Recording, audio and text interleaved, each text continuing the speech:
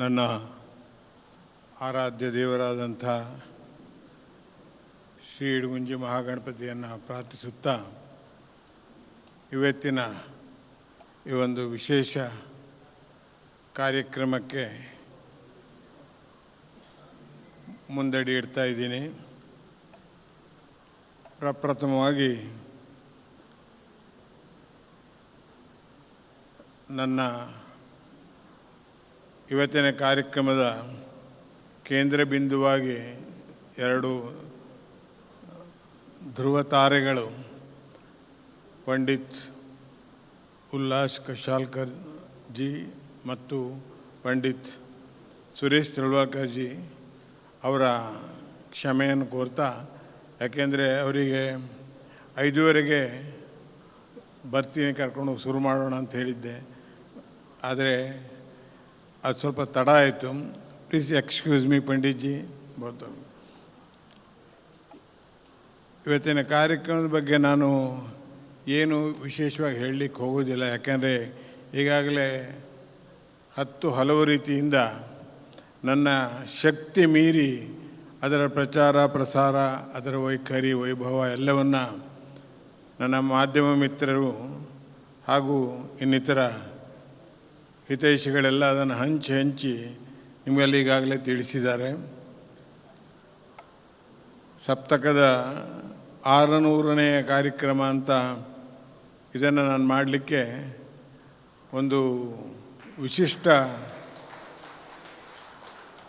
ದಿನ ನಾನು ಇದನ್ನು ಯೋಚನೆ ಮಾಡಿದ್ದು. 600ರಿಂದ ಹೆಚ್ಚು ಆಗಿದೆ ಈಗಾಗಲೇ, ಯಾಕೆಂದರೆ ನಿನ್ನೆಯ ಕಾರ್ಯಕ್ರಮ ಅದು ಮಾಡಲೇಬೇಕಾಗಿ ಸೇರಿದಂಥ ಕಾರ್ಯಕ್ರಮ. ಹಾಗೆ ಹಲವು ಕಾರ್ಯಕ್ರಮಗಳು ಬೇರೆ ಬೇರೆ ಕಡೆ ಆಗಿದೆ. ಸಂಖ್ಯೆ ಮುಖ್ಯ ಅಲ್ಲ ಇಲ್ಲಿ, ಆದರೆ ಸಂಖ್ಯೆಯ ವಿಶೇಷತೆಯ ಒಂದು ಹೆಸರಿನಲ್ಲಿ ಒಂದು ವಿಶೇಷ ಕಾರ್ಯಕ್ರಮ ಮಾಡಿ ಈ ಸಪ್ತಕದ 19 ವರ್ಷದ ವಿಶಿಷ್ಟತೆಯನ್ನು ಹೇಳಿಕೊಳ್ಳುವ ಸಂಭ್ರಮ ಸಂತೋಷ ನನ್ನ ಪಾಲಿಗೆ ಇವತ್ತು ಒದಗಿದೆ. ನೀವು ನೋಡಿರ್ಬೋದು, ಪಂಡಿತ್ಜಿಯವರೆಲ್ಲ ಭಾಳ ಸಿಂಪಲ್ಲಾಗಿ ಬಂದಿದ್ದಾರೆ. ನಾನು ಇಷ್ಟೆಲ್ಲ ಅಲಂಕಾರ ಮಾಡ್ಕೊಂಡಿದ್ದೀನಿ ಅಂತ. ಅದಕ್ಕೆ ಕಾರಣ I feel myself so happy. I enjoy this. It is my this time. So ನನ್ನ ಖುಷಿ ಇಂಥದ್ದೆಲ್ಲ ಮಾಡುವಾಗ ಕಷ್ಟ ಆಗುತ್ತೆ.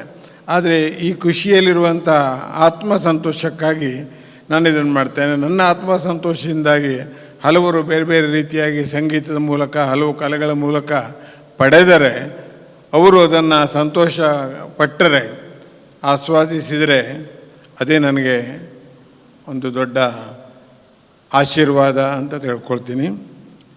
ಈಗ ನಾವು ಇವತ್ತಿನ ಕಾರ್ಯಕ್ರಮಕ್ಕೆ ನೇರವಾಗಿ ಪ್ರಾರಂಭಿಸೋಣ.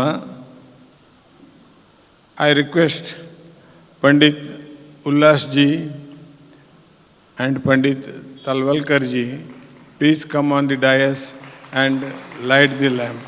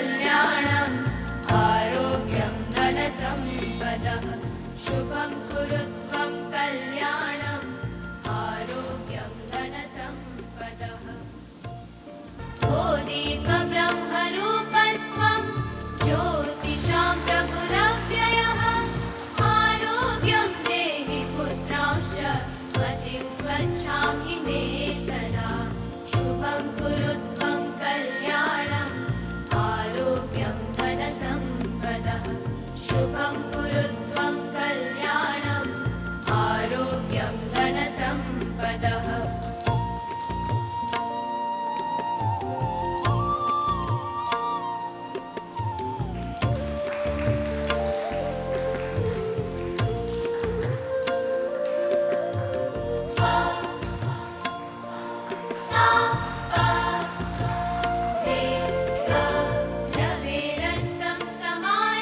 ಆದರೆ ನಮ್ಮ ಸಿರ್ಸಿಯಲ್ಲಿ ಸಪ್ತಕದ ಜಿ ಎಸ್ ಹೆಗಡೆಯವರು 600ನೇ ಕಾರ್ಯಕ್ರಮ ಮಾಡ್ತಾ ಇದ್ದಾರೆ. ಆ ಕಾರಣಕ್ಕೋಸ್ಕರ ಕೆಳಗಿರುವ ಎಲ್ಲರ ಪರವಾಗಿ ನಾವು ಒಂದು ಕೃತಜ್ಞತಾ ಪೂರ್ವಕವಾಗಿ ಕಲಾಸಕ್ತರ ಪರವಾಗಿ ಕಲಾವಿದರ ಪರವಾಗಿ ಅವರಿಗೆ ಶಾಲು ಮತ್ತು ಹಾರ ಹಾಕಿ ಒಂದು ನೆನಪಿನ ಕಾಣಿಕೆಯನ್ನು ಸಲ್ಲಿಸುವ ಮೂಲಕ ಗೌರವಿಸಿಕೊಡಬೇಕು ಅಂತ ವಿನಂತಿ ಮಾಡ್ಕೊಳ್ತೇನೆ.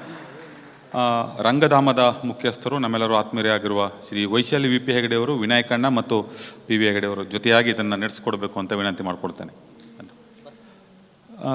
ನಮಗೆ ಜಿ ಎಸ್ ಹೆಗಡೆಯವರು ಅಂದ್ರೆ ಗೊತ್ತಾಗೋದಿಲ್ಲ, ಸಪ್ತಕದ ಜಿ ಎಸ್ ಹೆಗಡೆಯವರು ಅಂದ್ರೆ ಗೊತ್ತಾಗತ್ತೆ. ಅವರ ಈ ಕಲಾಯಾತ್ರೆ ನಡೀಲಿ, ಇನ್ನಷ್ಟು ಕಾರ್ಯಕ್ರಮಗಳು ಸಿರ್ಸಿಯಲ್ಲಾಗಲಿ ಅಂತ ಆ ಮಾರಿಕಾಂಬೆಯಲ್ಲಿ ಕೇಳ್ಕೊಳ್ತೇವೆ. ಈಗ ನನ್ನ ಸಪ್ತಕದ ಈ ಯಾತ್ರೆಯ ಕುರಿತು ಮಂಗಳೂರಿನ ಶ್ರೀ ಭಾರವಿ ದೇರಾಜೆ ಮತ್ತು ಅವರ ಆಪ್ತ ಸ್ನೇಹಿತರವರು ಬಳಗದವರು ಸೇರಿ ಒಂದು ಚಿಕ್ಕ ಸಾಕ್ಷ್ಯಚಿತ್ರವನ್ನು ಮಾಡಿದ್ದಾರೆ.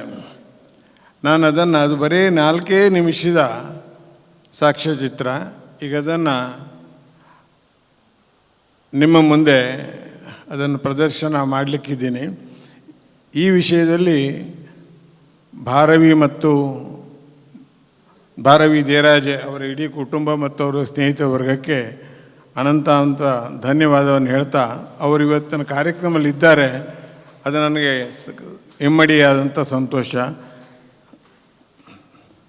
ಈಗ 4 ನಿಮಿಷ ನೋಡಿ ದಯವಿಟ್ಟು. Shri G S Hegde, a life in music. Shri Ganapati Sanna Hegde, popularly known in the field of Hindustani classical music as Shri G. S. Hegde, was born in the year 1951 to Shri S. R. Hegde and Srimati Savitri Hegde in Kelaginuru village near Honnavar, Uttara Kannada district of Karnataka. As he belongs to the Yakshagana family, a traditional folk art form of the Karavali belt of Karnataka, he naturally developed interest in Yakshagana in his youth. He had performed the role of King Salva in Bhishma Vijaya Yakshagana Prasanga. He had learned tabla from Pandit S. M. Bhatt Kattige and Professor Rajiv Purandare and accompanied many artists on stage including Pandit Vinayak Torvi, Pandit Nandakumar Kurudi, Shri Dhananjay Hegde, Vidushi Geeta Hegde, to name a few. He had his BSE from SDM College Honnavar and worked in Karnataka Bank for 40 years and retired as a special assistant. He married classical vocalist Geeta Hegde and both became proud parents of a child prodigy and renowned vocalist of the present generation, Shri Dhananjay Hegde. Shri G.S. Hegde has been contributing to the art and music and promoting the same since 2006 through Saptak Bangalore, a dream child of Shri G.S. Hegde and Geeta Hegde couple. A well-equipped auditorium called Saptak Sabhangana with a seating capacity of 150 to 200 in the second floor of their sweet home, Sushravya, has been built and more than 150 programs have been organized here. Saptak has become one of the leading organizations of India to promote Hindustani classical music by organizing the performances of stalwarts as well as young talents all over Karnataka and many places in Maharashtra, Delhi, Hyderabad, etc. Nearly 600 concerts have been organized by Saptak so far and almost 3,000 artists have performed under the banner of Saptak Bangalore. Many workshops have been arranged by experts in the field. Another contribution to the world of art is made through scholarship to deserving students from Bangalore as well as smaller towns and villages. The quantum of such scholarship till date amounts to over rupees 15 lakhs. 60 achievers in the field of music and other art forms, including music teachers, vocalists, instrumentalists, and event organizers, have been honored. In addition, music instruments worth rupees 3 lakhs have been donated to deserving students and institutions of music from lower economic sections. He has supported over 100 events organized in villages by the local cultural groups by taking up and bearing the remuneration costs of senior artists who perform in such programs. Over 2 lakh rupees of financial aid has been provided to various deserving artists with lower income.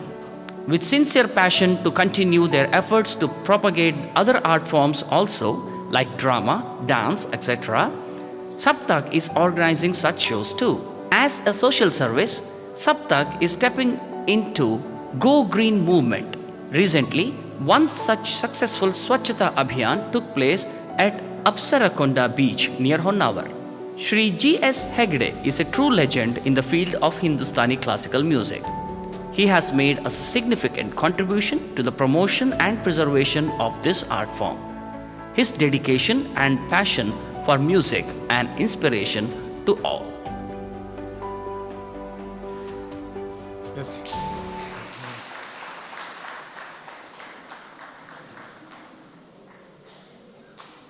ಅತ್ಯಂತ ಸಂತೋಷದ ವಿಷಯ ಅಂದರೆ ನಾನು ಆ ಸಪ್ತಕ ಸಭಾಂಗಣ ಈಗ ಮೊದಲೇ ಪಂಡಿತ್ ಕಶಾಲ್ಕರ್ಜಿ ಪಂಡಿತ್ ತಲ್ವಾಲ್ಕರ್ಜಿ ಆ ನಮ್ಮ ಸಭಾಂಗಣಕ್ಕೆ ಬಂದಿದ್ದರು.